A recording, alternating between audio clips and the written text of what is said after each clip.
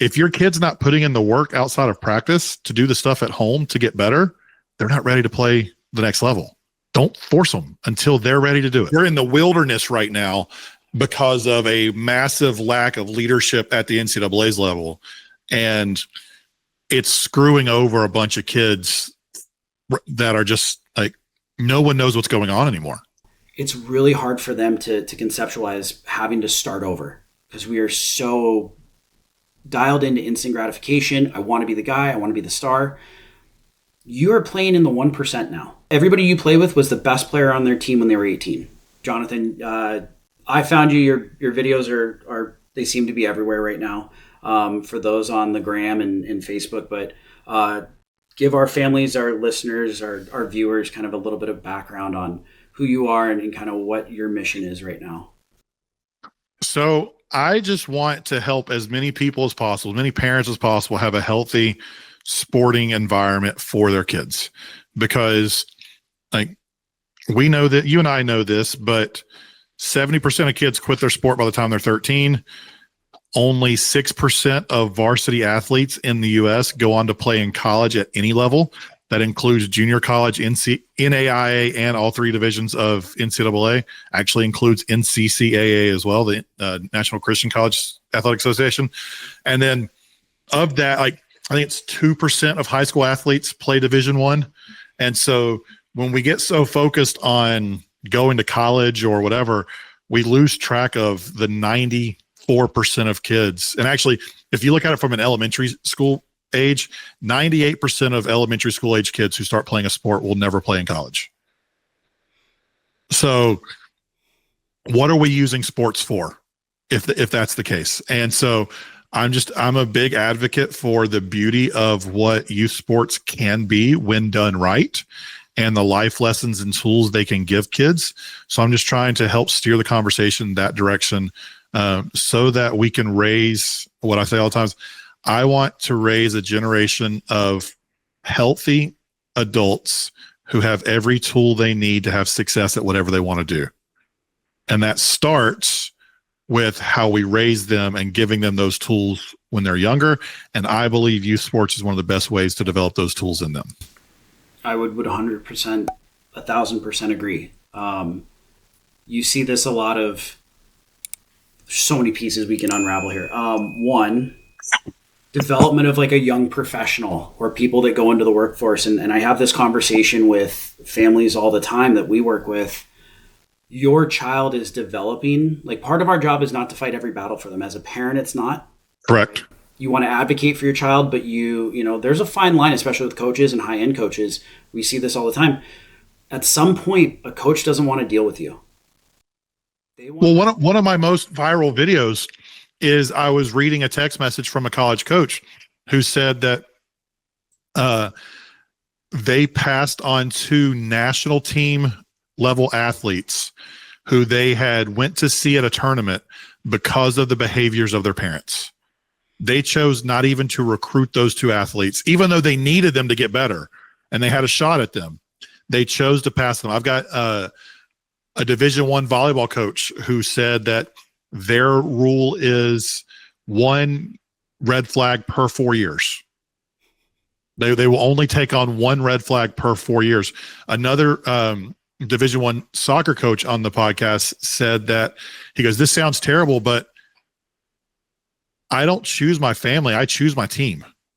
So if I'm going to spend more time with my team than I am my family, I'm going to be very intentional about who I choose and who I surround myself with." But it's the same idea. Like they're not going to choose people. Like some coaches will, but the best coaches aren't going to go for the like families who are going to cause drama. No, they know it's a headache. They know.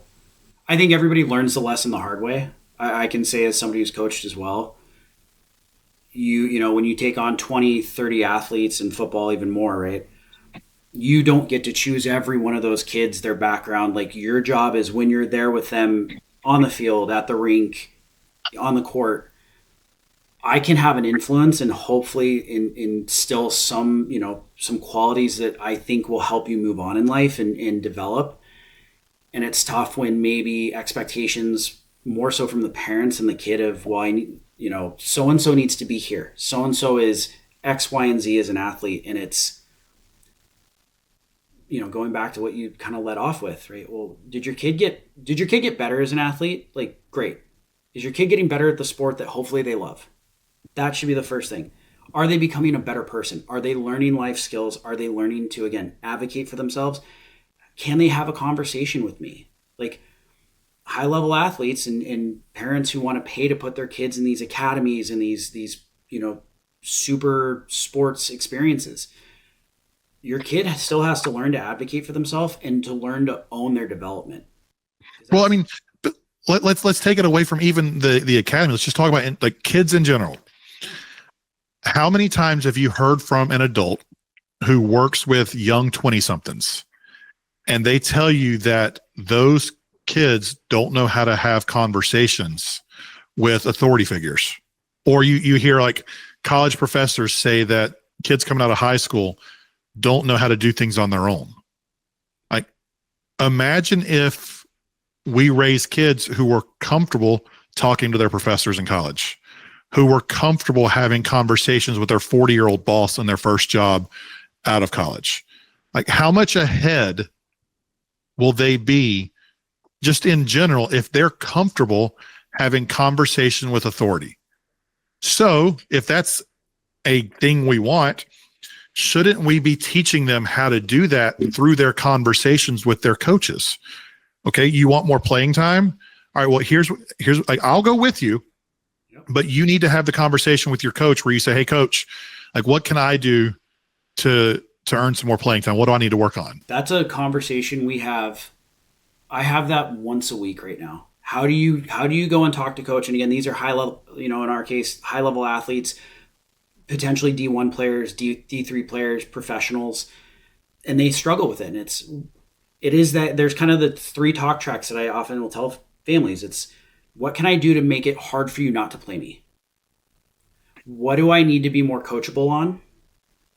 And what am I expecting of myself that maybe I don't need to have that expectation, or like I'm setting an unrealistic expectation at this point in my development?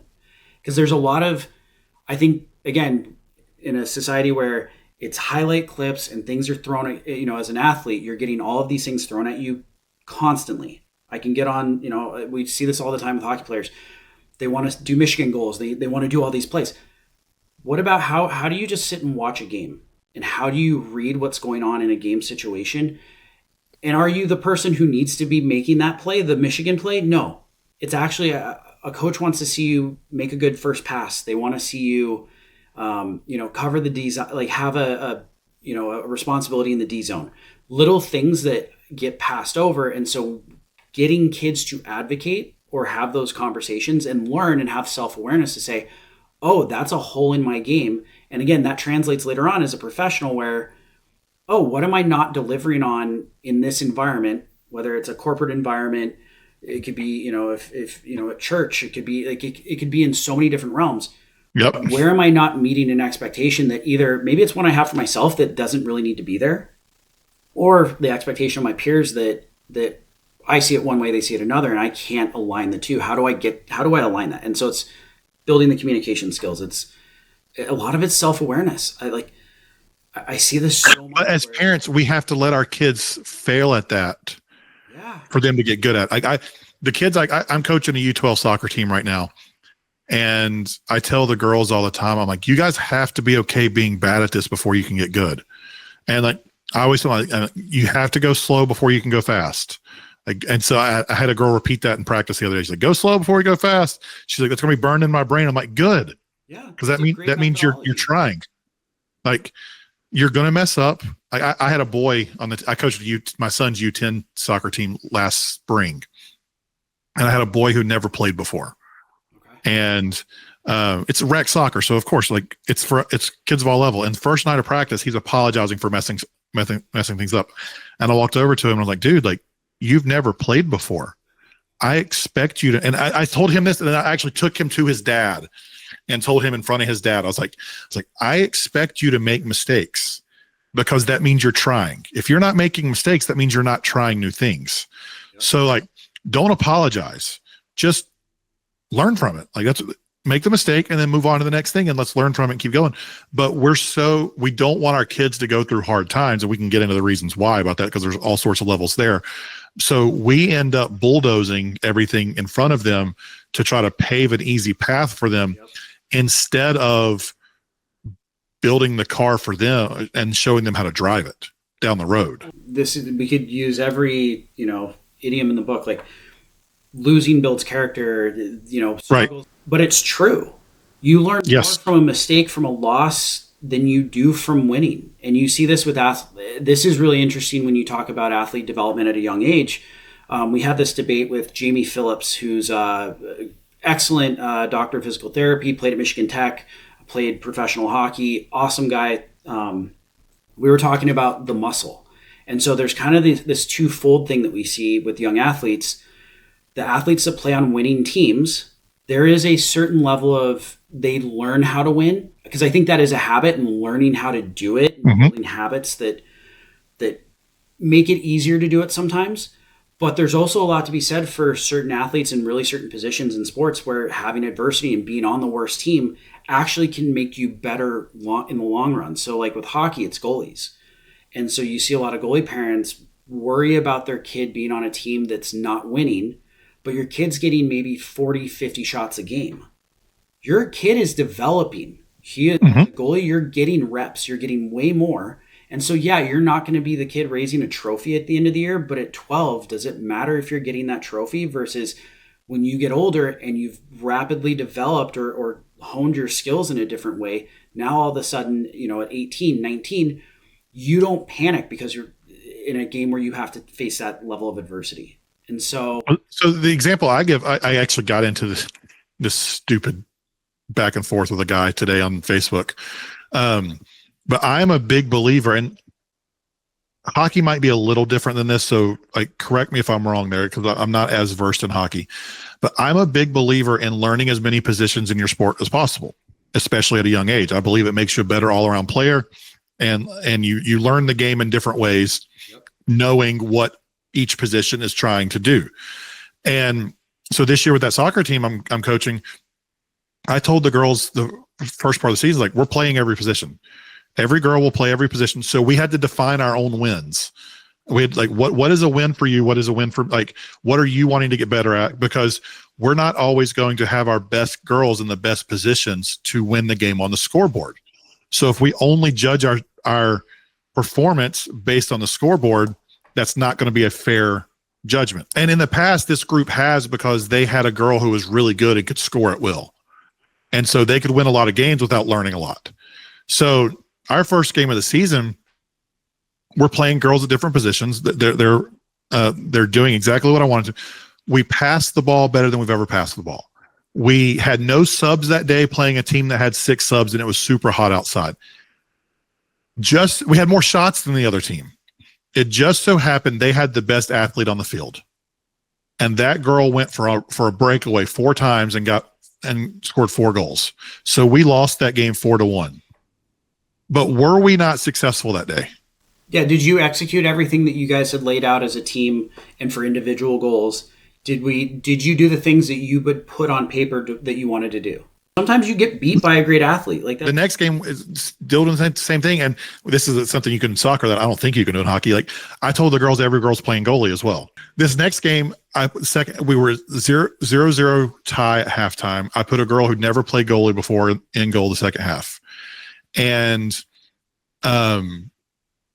she stopped 3 shots, but then as she was rolling the ball, throwing the ball out to her teammate, she rolled it to the wrong spot. They intercepted and scored 3 easy goals. So we lost 3-0. But halfway through that second half, our girl who plays goalie for the middle school team walked up to her, to this other girl, and was showing her how to do it. So an older girl was showing a younger girl how to do it on the field. The next game, the girl who made the mistakes had her best game at offense. And she told me it was because of what she learned the week before playing goalie. What made it hard. And so did we lose that game, or were we unsuccessful because we lost 3-0? If an older girl was trying to take a younger girl under her wing and show her how to do something on her own without me having to tell her to. And the girl who made the mistake learned from it and had her best game ever the next week. That's a win. I'm not saying I'm the best coach in the world. What I'm trying to say is that at these younger ages, teaching the game and raising up leaders and helping kids become good teammates are so much more important than the result of a game. Like, most kids forget the result by the time they get a snack afterwards. I think back of my time playing like youth sports. There's maybe like a handful of moments that I really remember just because there might have been something special. Like we won a game we shouldn't have, or like there was. I remember results. I don't remember I remember moments. I don't remember the results of any one game. Yeah. High school. I remember some high school games. Yeah, but before high school, I don't. Something attached to it too, right? Like, yeah, I scored, and I saw mom and dad, and they were really like, they were happy for me. Like you see, there's weird things like that where your memory is going to attach because you felt a certain way in that moment. Mm-hmm. And sometimes it is a failure that drives you, right? Like I had a failure as a 14-year-old, 15-year-old where I didn't make a team I thought I was going to make. That I remember. Because I remember the conversation I had with the coach one-on-one, and he told me flat out, you're not as good as this kid. And I played for this guy for the year. I thought I was coming back, like things were going to be great. You're not as good as player X. He's that good. That's why I'm taking him. I came back the next year and beat the pants off that guy and that goalie. And I felt so good. I pitched a shutout, but that drove me. So a negative moment, a failure, in like a long development path, right? Because I think that's the other thing. Like, do we go for the instant moment or is it a long-term development? That drove me to get better to like, okay, I have something. But you had to experience not making that team. Also true, yeah. And you've touched on a lot of interesting things here where like from a development standpoint. So in hockey, the predominant model is, and what a lot of people will say is like goalie is a highly specialized position. It's like a pitcher in baseball. There's quarterback, right? Ideally, you're not specializing in that position probably until you're 12 in a perfect world. Okay. Because you have to learn how to skate. You need to learn how to see the ice. There's certain skills you should develop prior. Some guys love it and they just want to go and they get attached, and that's fine. But we see this a lot where parents want to specialize early, and even in using hockey, defense, forward, there's certain positions that guys will attach to. I think in youth, especially up until that 13, 14, like play every position. See, because part of it also provides perspective as an athlete. If you get mad at I had a mom for doing something wrong in a position, but then you like walk a day in another man's shoes. Like that's I had a mom of an 8 or 9 year old hockey player. She emailed me asking, what should she do? Because her kid tried out for this team. He plays forward and he's a really good forward. And the coaches told him he could play forward. Now they're playing him at defense. And she feels like they're wasting his talent and harming his development by playing him defense. And she asked if she should take him off that team and go find one where he could use his skills as a forward. I'm like, you're not going to like this, but I agree with the coach.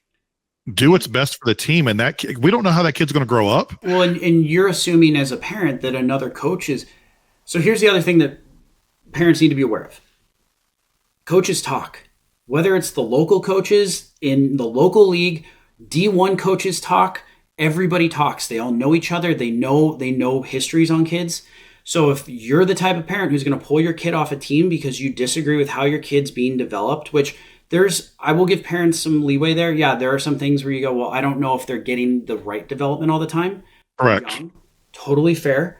But in this case, where a kid's 9 this was a positional based issue. Like she thought 9 years old, you don't know enough about the game of hockey to have a preference either way. I don't know if you've watched like that level of hockey, like squirt and below.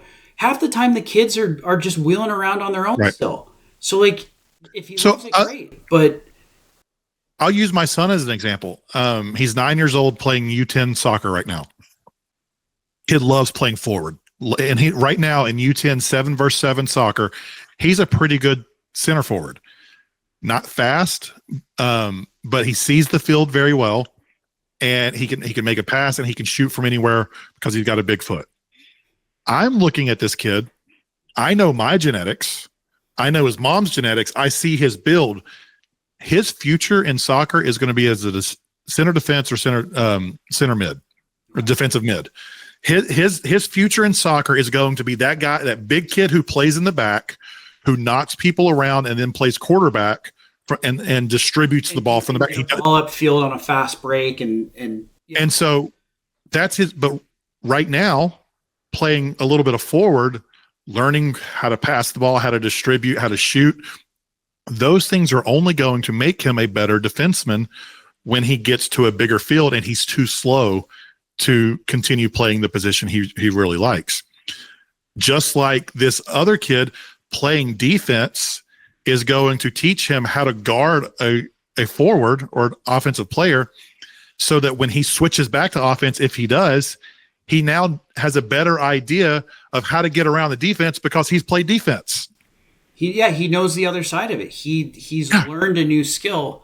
So I think that's another one. And it's coaches and parents encouraging kids to see it as an opportunity, but playing time versus maybe when you're on the bench, how can you make the most of that? That's another one that I think learning the game. Yeah. And having an eye, like learning how, like watching, really stepping outside yourself and watching what happens on the field or the rink or the court. Seeing that, like watching to watch and absorb. Because I think a lot of players, then they get discouraged. How you present yourself when things go bad. Like I'll tell you this, send as much video as you want to a scout or to a team, to a coach.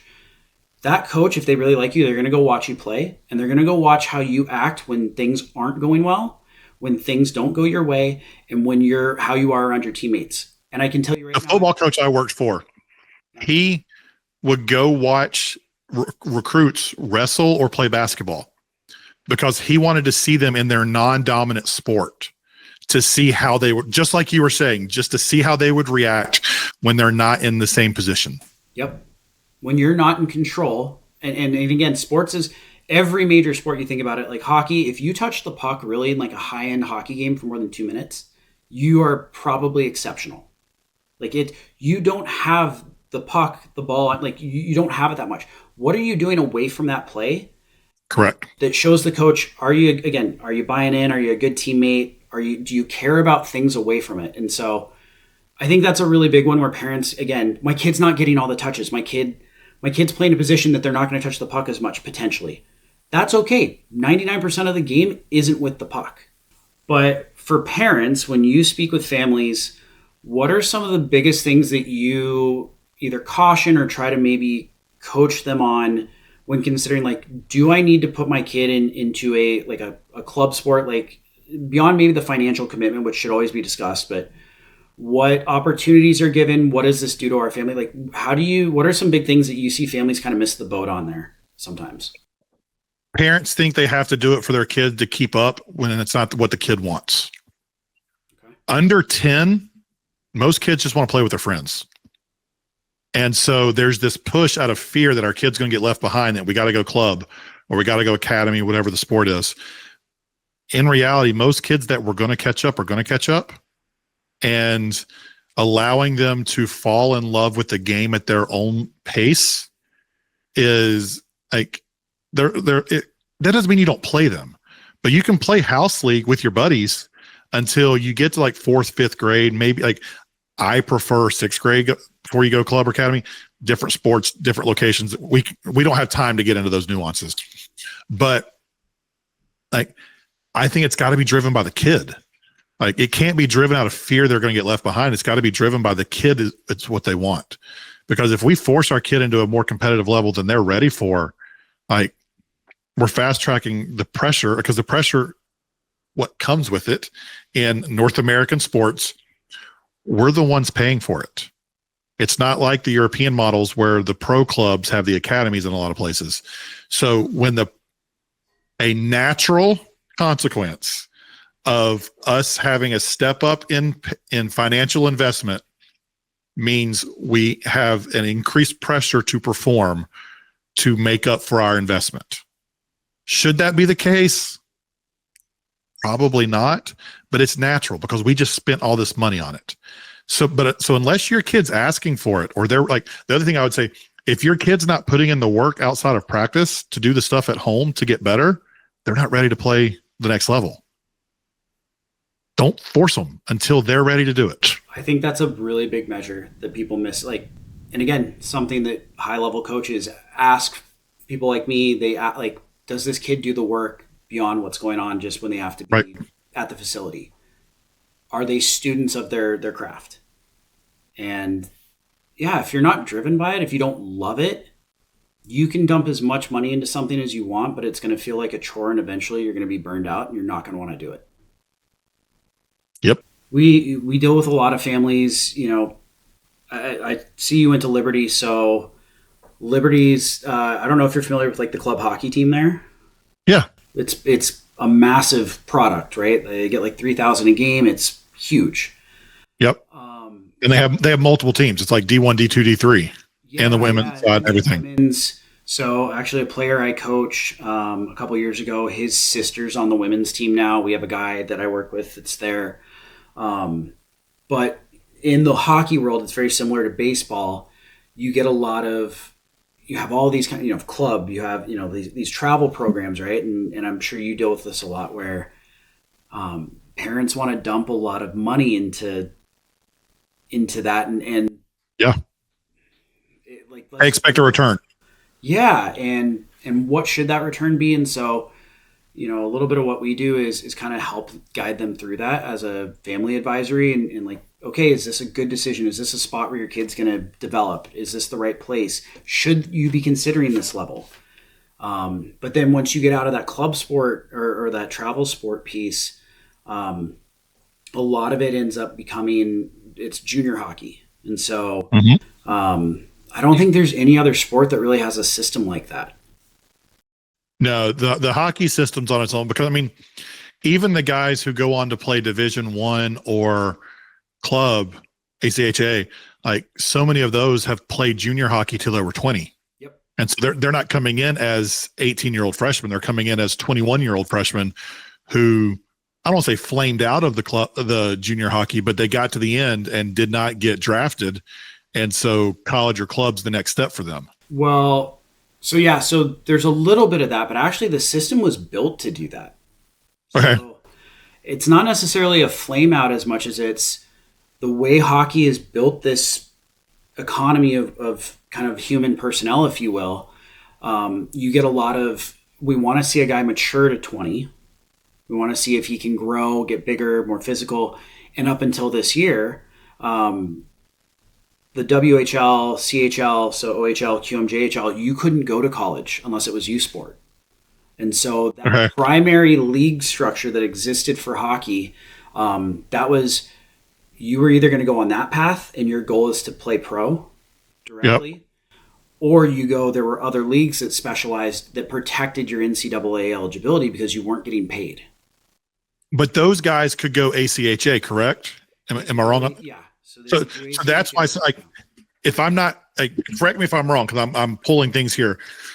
That's why ACHA, especially Division I, can be just as competitive in places as like the lower Division I NCAA hockey, because ACHA has some of those juniors players that have gotten paid a little bit that were in it previously ineligible for NCAA hockey, which are now fully eligible.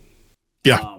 Because the NCAA, I have my own qualms with them, with how they've managed all sports the last 2 years, but what they've opened themselves to and not owned, for lack of a better term. But you got G League players coming in now that are going to go to college. Yeah. In basketball. I just saw that announcement. Louisville just signed that kid. Yeah. So in hockey, there's been 4 or 5 guys who have played AHL, so basically minor league AAA, yep, and are now playing NCAA.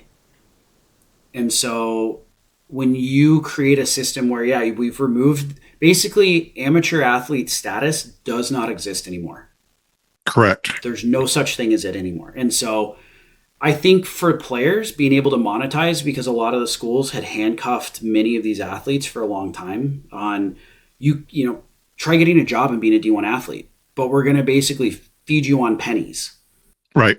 Like I had a lot of friends that were D1 athletes that, they got some handouts. They needed help, because you can't do both. Because you're part of the money making machine for the school too. And so I think allowing them to monetize was correct. I think what they've done with the transfer portal, And lack of governance in some of this has created more problems because now that we don't have amateur athletes, well, what constitutes a player coming back from pro? What's the line? So in hockey, they've kind of said if you made less than $70,000 as a player prior to your collegiate commitment, you're good. You can come. So like baseball, I'll be surprised if we don't see baseball seeing a lot of this in the next couple of years. 70,000 total or 70,000 in a year? 70,000 total. So okay. In the East Coast League, which is kind of that AA tier 2 in pro, you're making about 35 a year if you're on a good contract. Some guys have two ways, so they're getting a little bit more. There's a league below that where I think if you net out 20K, you've done really well.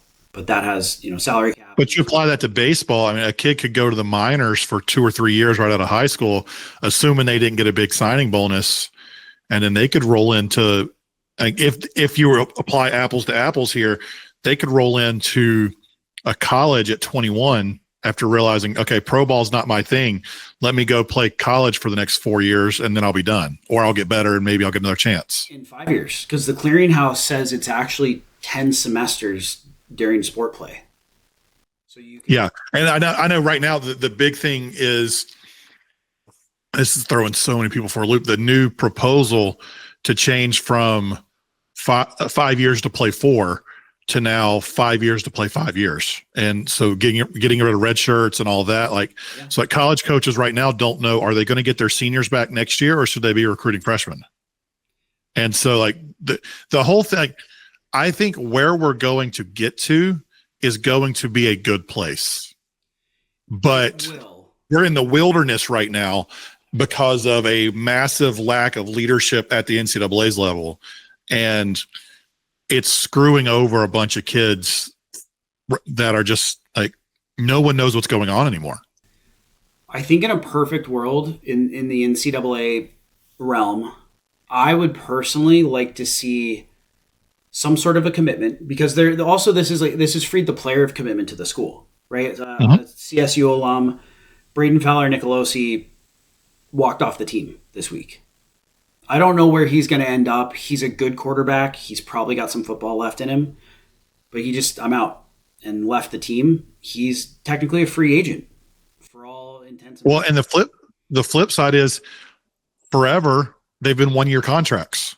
A scholarship is a 1 year contract, and that's what people don't. I was telling somebody this morning, a friend of mine is a college soccer coach, and he sent me something from an ECNL program, actually in Colorado. Okay. And they did this senior night where they celebrated the scholarships their seniors got. And it was X amount of players got a total of Y amount of money for the next year. And it ended up being on average, $11,000 per kid who got a college scholarship. Okay. Their club fees are $8,500 a year. Plus, on their website, they say expect national tournaments and games to be $1,000 per weekend. So you've had families spend $15,000 to $20,000 for probably the last 4 to 6 years playing in this ECNL program, and now they're getting a 1 year contract of $11,000 on average. That was their return on the investment, because if the kid got to college and didn't perform, the school had no obligation to pick them up for a second year. No. And so using the terminology of a 1 year contract, which is what a scholarship in all actuality it really is, I think for colleges to build consistency in their programs and to maintain and to stabilize, I think what should happen, I would love to see this, a 2 year, you sign a 2 year commit, and then you have an option on a 3rd, 4th, and 5th year. Do you get an out if your coach leaves?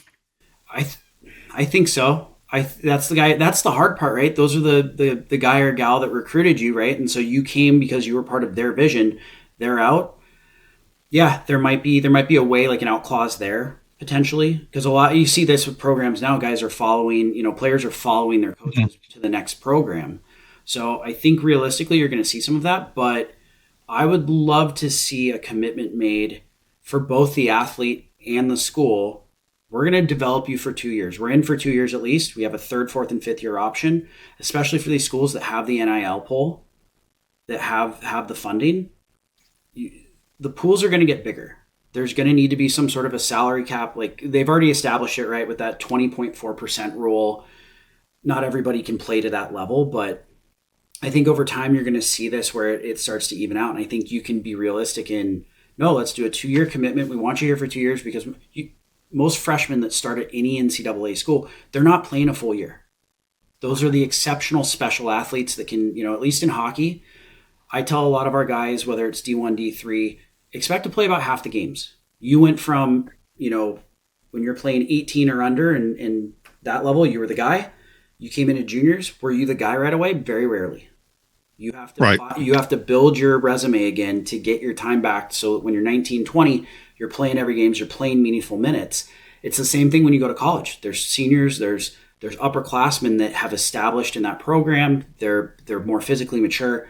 You're back at the bottom of the rung, and that's just how this works. It's the same thing then if you make the jump to pros. And so for a lot of athletes, I think that's really hard for them to, especially young athletes right now, it's really hard for them to conceptualize having to start over because we are so dialed into instant gratification. I want to be the guy. I want to be the star. You are playing in the 1% now. Everybody you play with was the best player on their team when they were 18. I've got an interview with Richie McKay coming up in November, and he's the head basketball coach at Liberty, and he tells the story about how like every summer they get their guys in and they're all state. They're the best basketball players they've ever been around, and they get there and they're like, oh, these other guys are really good too. Even the 12th guy on the bench is a really good basketball player. Yeah, there's probably a home for that player somewhere to be a starter at some level. But if you want to be in those competitive programs, being the 12th guy in a championship level program, you have to make a sacrifice. And are you bought in? And when the current system I don't think you get that buy-in. And you're not going to see dynasties are gone unless somebody, Ohio State's kind of proving this out a little bit of, if you have the money, I guess you can keep recruiting and bring in the best. But have you? To throw the whole thing for a loop, have you seen what soccer's proposing? No. They want to get rid of conferences altogether. They want to go to a relegation format, like something to that effect. I love it. Yeah. Actually, they want to go to a year-round schedule, start in August, national championship in April or May, I think it is. Have a small winter break, 1 game a week, promotion, relegation. You are grouped. They're not grouped by your area. This gets back to what you're saying, and I don't know how much time you want to spend on this, but like the leadership vacuum that's been there because the NCAA hasn't done it. They've let the conferences do it, but now college wants to get rid of the conferences, or soccer wants to get rid of the conferences. So who leads that? Are we letting U.S. Soccer lead it? A commission, like an NCAA commission, a wide structure, a commissioner, assistant, you build a structure like you would have with a professional league. And then, you could do it. Relegation's the dirtiest word in the U.S. language. Like when it comes to sports, we hate it. But if you look at what would incentivize programs to invest, at least on the hockey front, right? Again, there's 4 or 5 new programs that have come in. There's probably a need for another 7 to 10. And we'll see that. You mentioned ECHA. It's no secret at this point, UNLV is making a push to have a D1 hockey program. They will have one. In 10 years, I'll, put money on it, timestamp it. There will be a D1 hockey team there. How are they going to balance with Title IX? What are they going to do there? That sport, I don't know if they'll bring in a women's team to have both, or that's the one limitation. But I know that they're very motivated to have it, and they're getting. Because that's been the issue at Liberty forever. Yeah. Liberty has the money and the facility to go Division I for hockey, but it's a Title IX nightmare because in the past, I don't know I don't keep up with Liberty nearly as much as I used to anymore. But in the past, the enrollment was like 55 to 60% female. Yep. So according to Title IX, the scholarships have to match, the scholarship opportunities have to match what is the population of the school. So you have to, so would a women's team be a 1-to-1 addition? I don't know.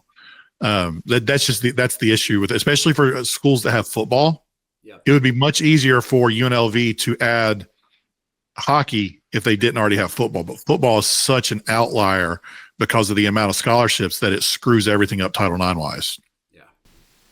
Yeah, you have to get creative on, okay, where is it? Because it's not really a one-to-one, but you have to get creative, which is, again, I think these are good problems to have because there's institutions that have the funding to do this, and there are places for high-level athletes on the collegiate route now. It just, really, like you said, we're in the Wild West. So we definitely Tarantino'd this.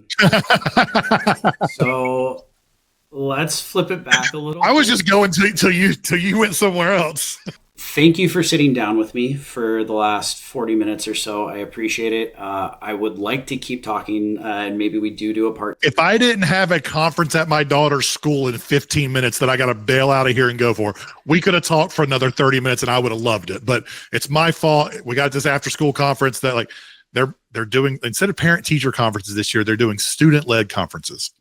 So it's the kid telling you about what they're learning. So it's like, I saw her grade. She's fine. I don't care. Oh, she's doing it. Okay, I'll go. Yes, some skills. That's their whole point. They want the kids to be able to talk to their parents about what they're learning and to tell their parents about it, because when you teach someone else, you learn 80 to 90% of what you're teaching. So figure out what maybe excites the kid. Do I want to go to my elementary school at 4:00 in the afternoon, or would I rather be talking to you? I would rather be talking to you. But for my daughter's development, I will go to the elementary school at 4:00 in the afternoon. Well, I appreciate you making time for me. Is there anything you want to plug before we sign off here? Healthy Sports Parents, wherever you get any type of content, whether it's social media, whether it's podcasts, whether it's YouTube, healthysportsparents.com. The Weekend Playbook is my weekly email I send out every Friday to help you be a little more present on the sidelines. You can get that at healthysportsparents.com. But other than that, wherever you want to follow me, I'm there. Awesome. Jonathan, thank you so much for the time. We really appreciate it, and we'll be doing this again soon. Thanks so much, Sean. I appreciate you.